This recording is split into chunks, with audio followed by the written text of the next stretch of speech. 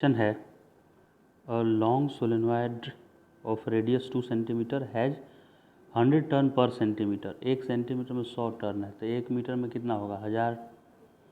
1000 पर मीटर 1000, क्योंकि पर सेंटीमीटर 100 है तो पर मीटर कितना होगा 1000 टर्न। और रेडियस 2 सेंटीमीटर दिया हुआ है एंड कैरीज करंट 5 एम्पियर।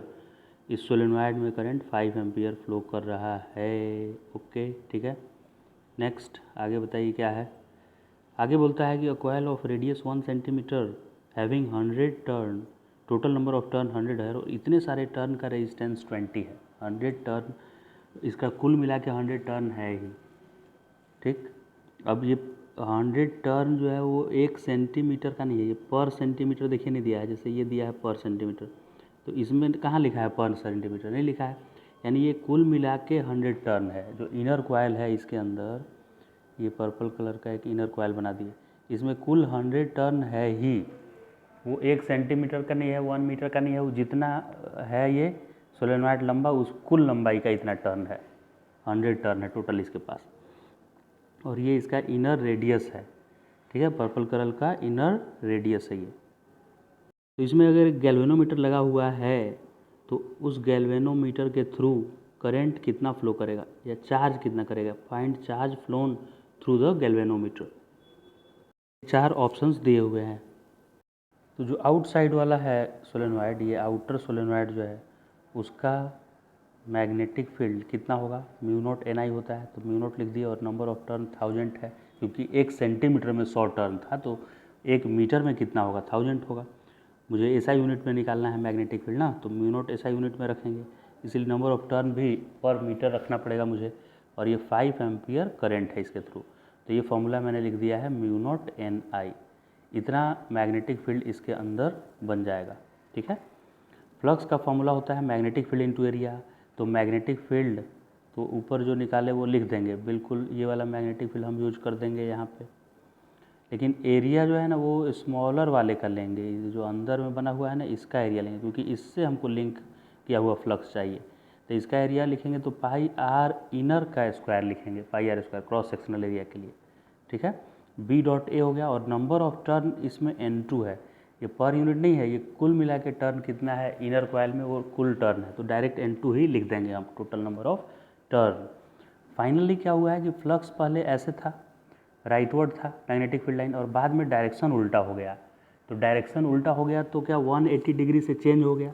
तो अगर राइट डायरेक्शन वाले फ्लक्स को मैं φ1 लिख रहा हूँ तो जो लेफ्ट में आएगा उसको -φ1 लिखूँगा। नंबर ऑफ लाइंस तो वही होगा, खाली डायरेक्शन रिवर्स कर रहा है। और इसको सब्ट्रैक्ट जब करेंगे तो φ2 माइनस φ1 करेंगे तो फ्लक्स 2, φ2 को अगर मैं लिख दिया φ, तो φ1 को क्या लिखना पड़ेगा -φ, तो ये माइनस ऑफ माइनस प्लस बन जाएगा, यानी 2φ। चेंज इन फ्लक्स कितने का आ जाएगा 2φ का। तो इनिशियल φ उतना ही, फाइनल इतना ही, तो चेंज इन फ्लक्स इसी का डबल कर दिए, तो बी नॉट के जगह पर बी नॉट है, खाली डबल कर दिए हैं 2 times pi r in square और N2 मैंने दूसरे मैंने इनर कॉइल में number of turn. Okay, flux मिल गया। Change in flux by time से ईएमएफ मिलता है, कितना ईएमएफ इंड्यूस हुआ, चेंज इन फ्लक्स इतना आया, यहाँ पे कॉपी कर दिए। और टाइम मान लेते हैं डेल्टा टी इंटरवल में ऐसा हुआ, डेल्टा टी में तो इतना ईएमएफ जनरेट किया होगा इनर कॉइल में। जितना ईएमएफ जनरेट हुआ उसके रेजिस्टेंस से डिवाइड कर देंगे। अगर रेजिस्टेंस से तो क्या मिल जाता है मुझे, रेजिस्टेंस से डिवाइड करते ही करंट मिल जाता है कि नहीं।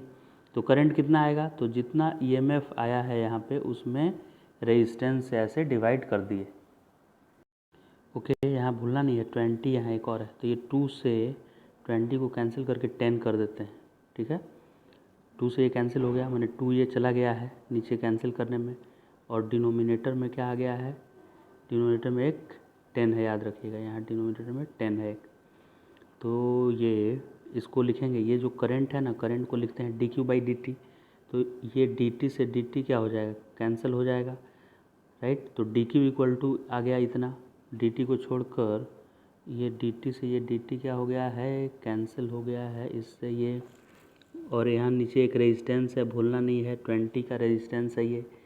ठीक है, तो अभी ये सब वैल्यू सब्सटीट्यूट करिए। N2 100 है, टोटल नंबर ऑफ टर्न 100 है, और बी नॉट को लिखेंगे हम म्यू नॉट N1 आई लिखेंगे, number of turn per unit length N1।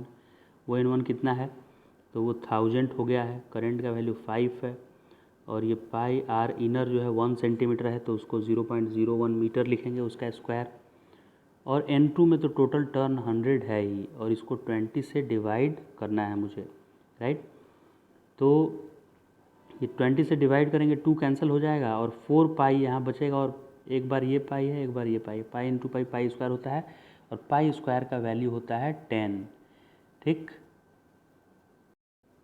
तो ध्यान से देखिए, ये दोनों, ये पाई और ये पाई मिला के 10 हो गया, और 4 लगा हुआ था यहाँ, तो 10 इंटू 4 40 हो गया इतना। अब 10 का पावर एडजस्ट करते हैं, ये 2 यहाँ पे था, तो नीचे भी एक 2 था, क्या नीचे भी देखिए 20 था, उस 2 से कट गया था, तो ये क्या आ गया था, 10 यहाँ आया था।